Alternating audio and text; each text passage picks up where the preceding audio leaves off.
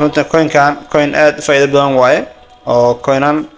anaga tirada u dambeeya ka qaadana waa kana suuqa markuu yahay Polish lama galo saaxiibayaal soo dhawaada waxaan isla fiiri doonaa update-kii iyo macluumaadka u dambeeyay suuqa cryptocurrency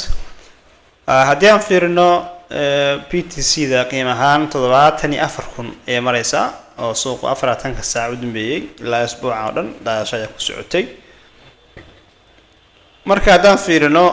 last 7 days ka waxaan jeednaa BTC ina daatay 2.8 suuqa last 24 hour ina daatay 2.5 ayaan jeednaa marka Ethereum ayadana waa 259 marka waxaan jeednaa coinanka kale BNB XRP in ayagana aad u dhacsan yihiin Solana hadihin marka Dogecoin waxaas oo dhan waa dhacsan yihiin marka okay marka waxaan rabnaa inaan isla fiirino bal qaybaha technicalka inaan isla fiirino trading view aan tagno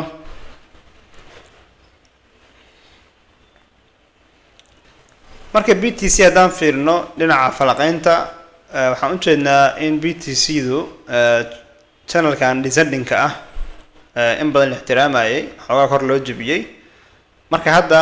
support-ka hadda u xoogan oo meesha ugu dhow yaalo haddii aan isla fiirino hadda support-ka u macquulsan suuqa haddaan fiirino horta meeshaan support ku jira haba tabar yiraahdo support ku jira support kale maaragtay u macquulsan suuqa leeyahay waa kana inta ku jira asagana marka meesha miyaa laga celi doonaa mase waxaa dhici doonta in la soo jabsado oo kala ixtiraamo kadib dhaaq weyn aragno taas miyaan arki karnaa su'aasha taagan waaye marka hadda sida muuqata waxaa u jeedaa in caga badan ku taagnayn marka waa kala waa doonaa waqtiga maaragtay iyo waayaha ayaa sheegi doona sidoo kale waxyaabaha cajaa'ib kale oo maaragtay BTC da oo duwanta coinanka kale waxaa waaye ayada waxaa waaye qaab correction u daataa hal mar ruf ma dhahdo marka taas oo inaa ogaataan coin waa coin high cap ah ama large cap ah marka caadiyan waxaan isleenahay bal inay midaan u badan tahay oo ilaa 60 daas ay ku naso doonto kadibna oo baatankan shaqeeyo design generalka inuu shaqeeyo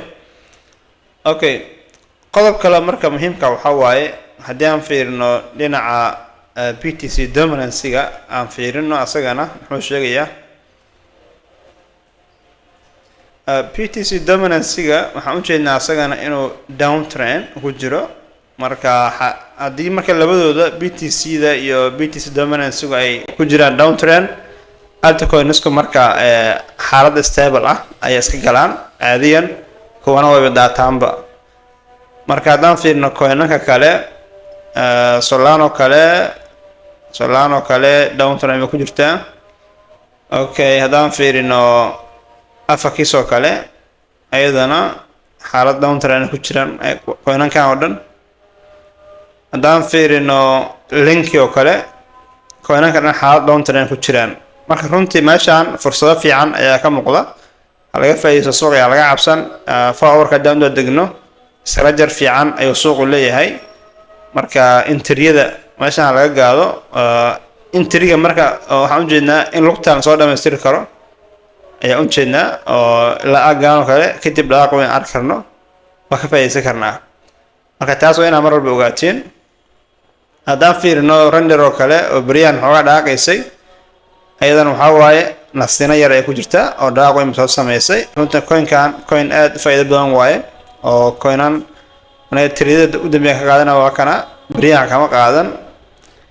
coinan kale ayaa maaragtay tirada ka qaataa marka inay isha ku haysaan ayagana coinanka dhaaqaya virtual oo kale asagana ayaa inta isha lagu hayay inkastoo profit u bixiyay inkastoo dhaaq weyn soo baxshay hadda waxaa waaye xaaladna siina ayuu iskaga jiraa marka saaxiibayaal haddaan fiirino dhinaca iyo crypto bubbliska haddaan fiirino waxaan u jeednaa in crypto bubbliska ay maaragtay runtii jaanisa fiican bixinayaan coinanka inta badan ay down yihiin haddaan fiirino daily oo kale waxaan u jeednaa in weli sale ku badan yahay weekly-ga sidoo kale xoogaa coinan dhaaqay ayaa jira Near oo kale aad u dhaaqday Rain UB Will oo kale way dhaqeen haddaan fiirna market capka coinanka ugu sarreeya waxaa haystaa maaragtay BTC,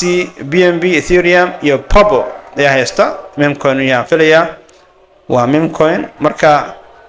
saaxiib yaal suuqa indhaha lagu hayo laga faa'iideysto. haddaan fiirno labada boqol ilaa iyo boqolka haddaan fiirno sidoo kale ayagana waxaa waaye dhaqaaq fara badan, coinanku xoogooda ma sameynin marka laga reebo koonan yar. marka saaxiib yaal laga faa'iideysto suuqan isha lagu hayo. fear and greed haddaan fiirino inuu marayo 25 oo weli lagu jiro extreme fear. marka saaxiib yaal laga faa'iideysto suuqa markuu extreme fear yahay ayaa la galaa. marka suuqa markuu yahay bullish lama galo. marka aad iyo aad ma santihiin muuqaalka like saar, saaxiibada la wadaag.